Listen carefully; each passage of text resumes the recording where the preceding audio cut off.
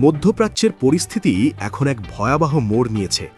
যেখানে শান্তি আলোচনার কথা হচ্ছিল, সেখানে এখন চলছে পাল্টাপাল্টি বিধ্বংসী হামলা। একদিকে ইরানের মিসাইল হামলা, অন্যদিকে ইসরায়েলের চরম প্রতিশোধ। আজকের ভিডিওতে জানাবো ইসরায়েল ইরানের কয়েকটি বড় বড় স্টিল কারখানায় হামলা চালিয়েছে। এছাড়াও ইসরায়েল ইরানের কয়েকটি নিউক্লিয়ার প্লান্টেও হামলা চালিয়েছে। জবাবে ইরান ও ইসরায়েলে ব্যাপক ধ্বংসযজ্ঞ চালিয়েছে। এর পাশাপাশি ইরান সৌদি আরবের আমেরিকান ঘাঁটিতে 3টি KC-135 ফুয়েলিং এয়ারক্রাফট ধ্বংস করেছে। খবর আসছে ইরান সরাসরি সৌদি আরবে অবস্থিত আমেরিকার প্রিন্স সুলতান এয়ারবেসে এক ভয়াবহ হামলা চালিয়েছে। ড্রোন এবং মিসাইল হামলায় আমেরিকার অত্যন্ত দামি 3টি KC-135 রিফিউলিং এয়ারক্রাফট পুরোপুরি ধ্বংস হয়ে গেছে। এই এয়ারক্রাফটগুলো আমেরিকার বিমান বাহিনীর ফাইটার বিমানে তেল শেষ হয়ে গেলে উড়ন্ত অবস্থায় আকাশেই সে সকল বিমানকে তেল সরবরাহ করত।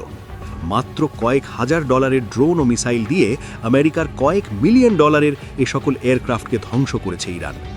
রিপোর্ট অনুযায়ী এই হামলায় অন্তত 12 জন আমেরিকান সৈন্য গুরুতর আহত হয়েছেন, যাদের মধ্যে কয়েকজনের অবস্থা আশঙ্কাজনক। এমনকি কিছু অসমর্থিত সূত্রে বেশ কয়েকজন সৈন্য নিহতের খবরও পাওয়া যাচ্ছে।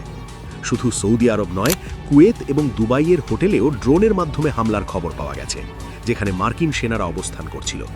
সবচেয়ে উদ্বেগের বিষয় হল ইসরায়েলের পাল্টা আক্রমণ।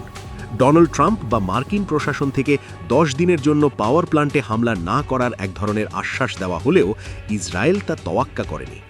ইসরায়েল সরাসরি ইরানের আরাক হেভি ওয়াটার প্ল্যান্ট এবং বেশ কিছু সিভিলিয়ান নিউক্লিয়ার সাইটে হামলা চালিয়েছে। এটি কোনো সাধারণ হামলা নয়।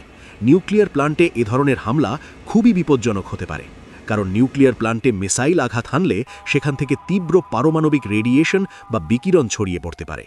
এটি যদি ঘটে, তবে শুধু ইরান নয়, পুরো অঞ্চলের লক্ষ লক্ষ সাধারণ মানুষের জীবন বিপন্ন হবে। এটি এক ধরনের আত্মঘাতী এবং আসুরিক চিন্তাভাবনা ছাড়া আর কিছুই নয়।